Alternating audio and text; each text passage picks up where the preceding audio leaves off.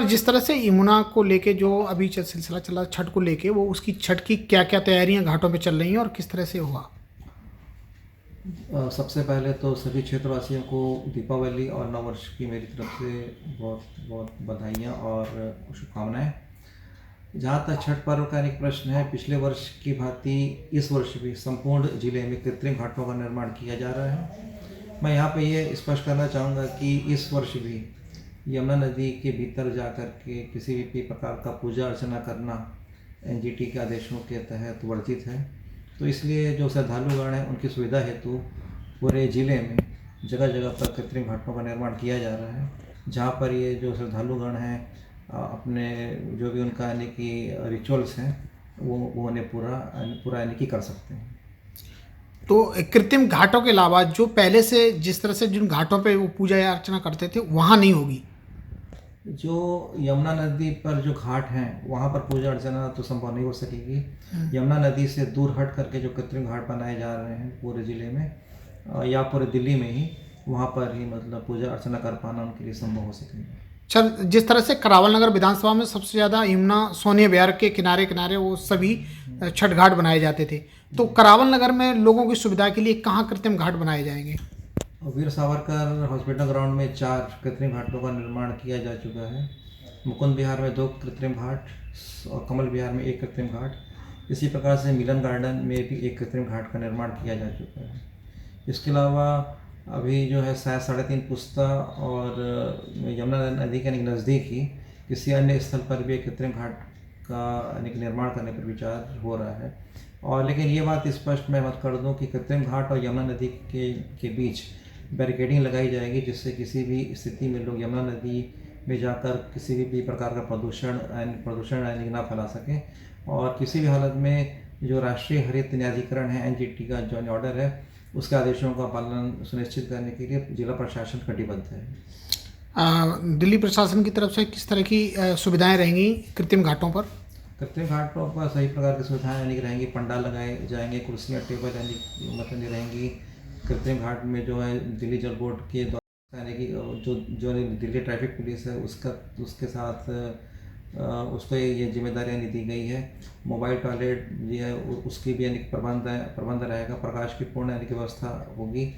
तो जो भी मतलब पूर्व वर्षों में भी जो भी सुविधाएं श्रद्धालुगणों को प्राप्त होती थी उससे ज़्यादा अच्छी ही सुविधाएं हम लोग इस वर्ष देने की कोशिश करेंगे। कई बार देखा गया सर, जिस तरह से वॉशरूम चेंजिंग के लिए जो व्यवस्था नहीं होती वो इस वर्ष किस तरह इस से? बात हमारा उसके ऊपर विशेष ध्यान, खासकर मोबाइल टॉयलेट और चेंजिंग रूम के लिए।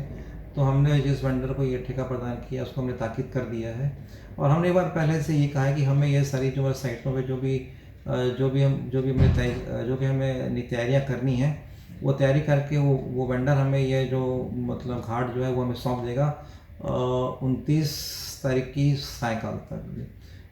हमें 30 तारीख का वेट नहीं करना, हमें 30 तारीख को रेडीमेड हमें घाट चाहिए जिससे कि वो श्रद्धालुगणों के उपयोग हेतु उपलब्ध रहे। मानिए पूजा का समय से पहले आप डेमो लेंगे? बिल्कुल, हम लोग पूरी तरीके से हम लोग कटिबद्ध हैं और इसके लिए हमने वेंडर को पहले से ही मतलब यानी पहले से ही बता दिया है। और जगह जगह पर मतलब लोगों की मतलब गतिविधियों पर निगाह रखने के लिए सीसीटीवी कैमरे हैं वो भी लगाए जाएंगे। खासकर सोनिया विहार का जो पुस्ता वहाँ पर 100 जो है सीसीटीवी कैमरे लगे रहेंगे। और पुलिस प्रशासन से भी कहा गया है कि पर्याप्त संख्या में पुलिस बल नहीं लगाया जाए। इसके अलावा CDV के माध्यम से मतलब मुनादी करा करके आम जनता को ये जागरूक करने का और उनको मतलब बताने का प्रयास किया जा रहा है कि कहाँ कहाँ पर कृत्रिम घाट बने हैं। आपकी सब डिवीजन में कितने कृत्रिम घाट रहेंगे? मेरे सब डिवीजन में 9 कृत्रिम घाट हैं, जिसमें एक वीर सावरकर में मतलब कि 4 घाट हैं जी। इसके अलावा मुकुंद विहार में 2 घाट है, कमल विहार में 1 घाट है, मिलन गार्डन में मतलब 2 घाट है। तो आज की स्थिति में कुल 9 घाट है। सोने विहार में कोई नहीं है? सोनिया विहार से लगा हुआ मिलन गार्डन है जी। पब्लिक को क्या संदेश देना चाहेंगे छठ घाट के लोग? सबसे पहले तो ये है कि वो प्रशासन का सहयोग करें और बड़े उत्साह के साथ इस पर्व को मनाएं। और जो भी यानी कि अदालती आदेश हैं उसका पालन करने में शासन का पूर्ण सहयोग करें। और मेरा यही मतलब उनको शुभकामना है कि छठी मैया और सूर्यदेव का उनके ऊपर आशीर्वाद लगातार बने रहे। जिस मनोकामना के साथ ये व्रत किया जा रहा है, निश्चित रूप से उनकी मनोकामना पूर्ण होगी। और यही मेरी तरफ से सब निवृत्ति है, जो मतलब जो श्रद्धालुगण हैं उनको मेरी तरफ से ही मतलब संदेश है ही, और यही मेरा उनके लिए यानी कि शुभकामना है। देखिए, सबसे पहले हम लोग तो है कि यमुना के यानी तट पर हम लोग पूरी तरीके से बैरिकेडिंग कर देंगे। यह जिम्मेदारी इरिगेशन और फ्लड कंट्रोल डिपार्टमेंट को सौंपी गई है। अब की बार ज़्यादा अच्छे ढंग से प्रबंध किया जाएगा, जिससे कि बैरिकेडिंग को तोड़ पाना संभव नहीं हो सके, और लोग किसी भी हालत में मतलब यमुना नदी तक ना जा पाए, इसकी हम लोग पूरी कोशिश करेंगे।